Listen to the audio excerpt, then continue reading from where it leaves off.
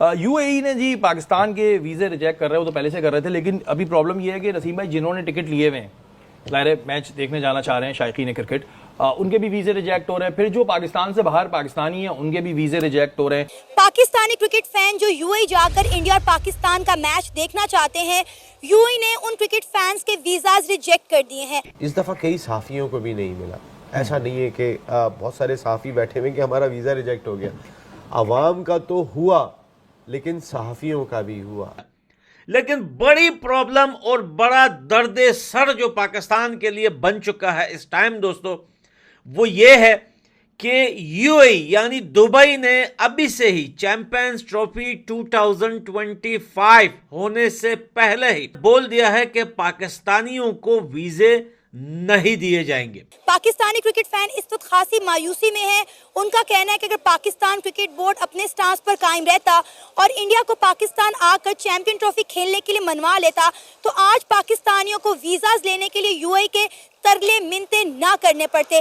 अगर जो इंडिया पाकिस्तान का मैच ट्रैवल करके अमेरिका से या इंग्लैंड से पाकिस्तानी देखने के लिए आ रहा है, उसने टिकट भी 10-12 लाख रुपए का लिया होगा, इससे नीचे का टिकट तो लिया नहीं होगा।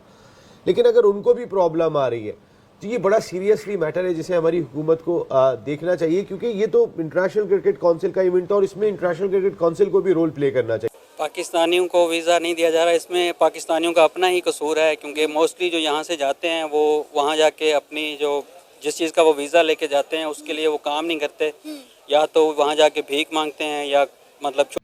दोस्तों आपको पता है कि पिछले 1-2 साल से दुबई और सऊदी अरबिया लाखों पाकिस्तानियों को डिपोर्ट कर चुके हैं अपने देश से वापस पाकिस्तान।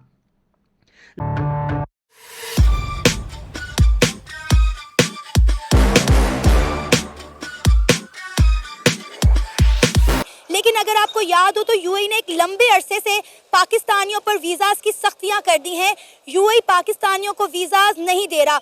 उनका कहना है कि यहाँ पर ये काम की गर्ज से आते हैं, लेकिन फिर यहाँ आकर गायब हो जाते हैं, भीख मांगते हैं और जुराइम करते हैं। लेकिन अब जो है दुबई ने ये साफ साफ कहा है कि अब अगर कोई भी बड़ा इवेंट यूएई में होगा और पाकिस्तान से कोई वीज़ा लेना चाहेगा, जैसे क्रिकेट फैंस आते हैं काफ़ी ज़्यादा, हर देश जाते हैं जब क्रिकेट होता है, उन्होंने अभी से ही पाकिस्तान को मना कर दिया है और वीज़े किए हैं बैन पाकिस्तानियों के।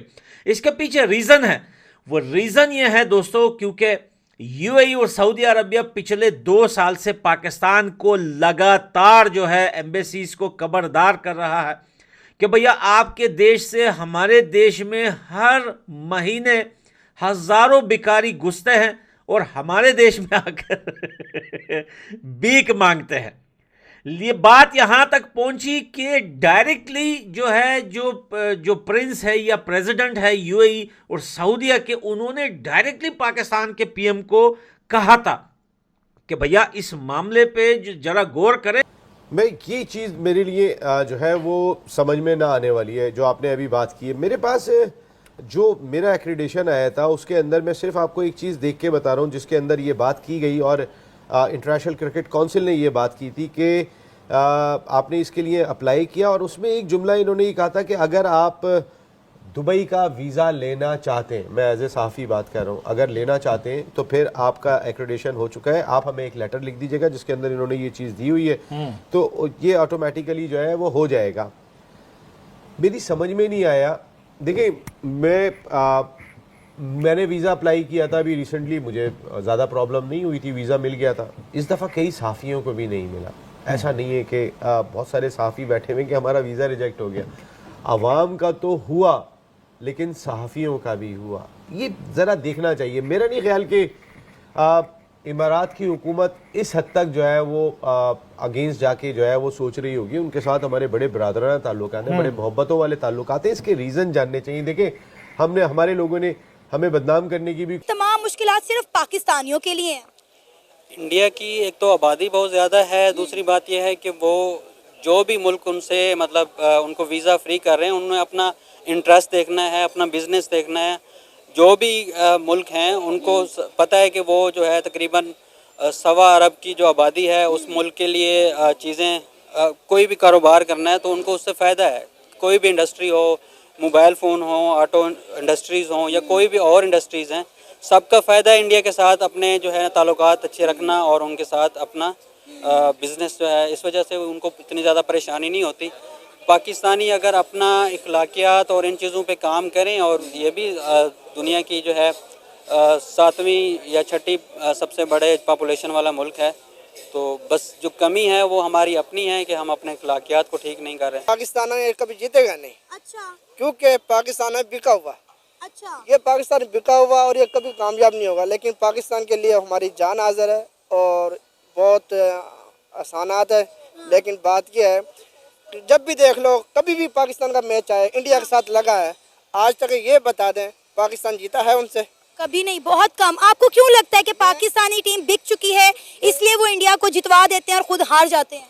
देखिए बात ये, जहाँ पे होती है मंडी की बात, पैसों की बात है, जहाँ पे इनको पैसा मिल जाता है वहाँ पे ये आ जाते हैं हार।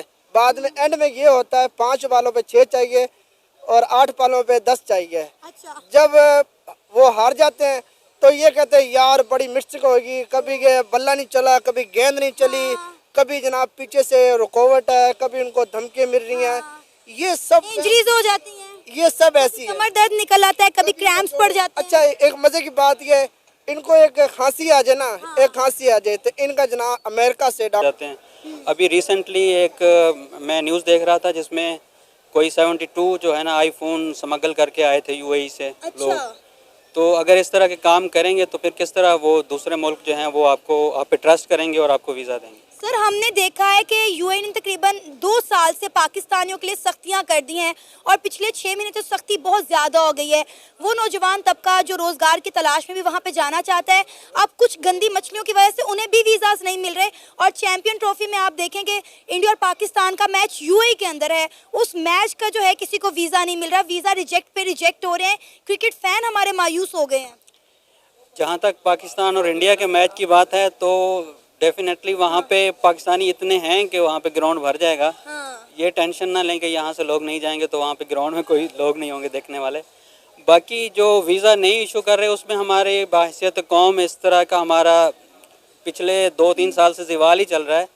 तो ये नई बात नहीं है कि 6 महीने से वीज़ा यूएई चाहे हो या भारत और बांग्लादेश मैच जो है वो चैंपियंस ट्रॉफी लोगों पर पाकिस्तान का नाम ना होने पर आईसीसी ने अपनी गलती तस्लीम कर ली है। गलती तस्लीम कर ली है, लेकिन कितनी बड़ी गलती है कि आपने लोगो ही नहीं चलाया जिसमें पाकिस्तान मेजबानी कर रहा है, तो पाकिस्तान का नाम ही शामिल ना किया जाना, यहाँ पर भी भारत की हठधर्मी नजर आ रही है। न्यूजीलैंड और पाकिस्तान के मैच के ब्रॉडकास्ट में लोगों पर पाकिस्तान दर्ज था। अब आईसीसी ने इस मामले में तकनीकी खराबी का एतराफ़ तो कर लिया है, लेकिन हम जानना ये चाह रहे हैं कि आखिर पाकिस्तान ही के मामले में ये तकनीकी गलतियां मुसलसल क्यों हो रही हैं। इससे पहले भारत अपनी हठधर्मी पर कायम था कि अपनी जर्सी पे, अपनी शर्ट्स पे, अपनी किट्स के ऊपर वो पाकिस्तान का लोगो या पाकिस्तान का झंडा या नाम आवेजा नहीं करना चाह रहा था। वो मामला तो इतने बड़े इवेंट की अगर तैयारी की जाती है तो हर चीज को बार बार चेक किया जाता है। तो यहाँ पर टेक्निकल इशू जो है वो इस तरह का सामने आना, जबकि लोगो तमाम ममालिक के एक ही बार एक्सपोर्ट किए गए होंगे, एक ही बार लोगोस को लाइन किया गया होगा, लेकिन उसके बावजूद पाकिस्तान का नाम पीछे रह जाना, पाकिस्तान को शामिल ना किया जाना और फिर ये उज़र पेश करना कि कोई टेक्निकल इशू था, तो तमाम लोगोस तो एक ही साथ एक्सपोर्ट किए गए, फिर ये टेक्निकल इशू कैसे हो सकता है? जुनैद चंद्रशेखर भाई, ये गिला और शिकवा जिस पे आप भी एतराफ़ करते रहे, पहले पाकिस्तान ना आने के ज़िद, फिर जो कप्तानों का एक फ़ोटोशूट था उसमें भी अपने कप्तान को ना भेजना, अपनी जर्सी के ऊपर पाकिस्तान का नाम ना लिखवाना, और अब पाक बांग्लादेश मैच के अंदर भी पाकिस्तान के लोगों को शामिल ना करना, ये सारी गलतियां पाकिस्तान को लेकर ही क्यों हो रही हैं या दानिस्ता तौर पे हो रही है? देखिए, मैं बार बार यही कहता रहा हूं कि इस पर हमारा कब्जा, आईसीसी जो है वो इंटरनेशनल पता नहीं पर इंडियन क्रिकेट काउंसिल जरूर है। तो ये गलतियां आपको दिखेगी। मुझे लगता है ये ठीक है, आप सॉरी भी कह सकते हैं, इट्स इन बैड टेस्ट, बहुत बुरा लगता है जब ये सब चीजें क्रिकेट जो देखने वाले हैं, जो चाहने वाले हैं, उनके सामने आती है, लेकिन ये सॉरी होता रहेगा और ये गलतियां दोहराते रहेंगे और यही तरीका है। इसी तरीके से मुल्क भी चलता है और इसी तरीके से शायद आईसीसी को भी अभी चलाया जाएगा। बट मुझे ये एक्सेप्ट करना बिल्कुल भी मुझे ठीक नहीं लग रहा कि ये भाई, गलती जय शाह के आने के बाद है। तो फिर इल्जाम सारा जय शाह के ऊपर आएगा, क्योंकि जय शाह सब जो है वो इस वक्त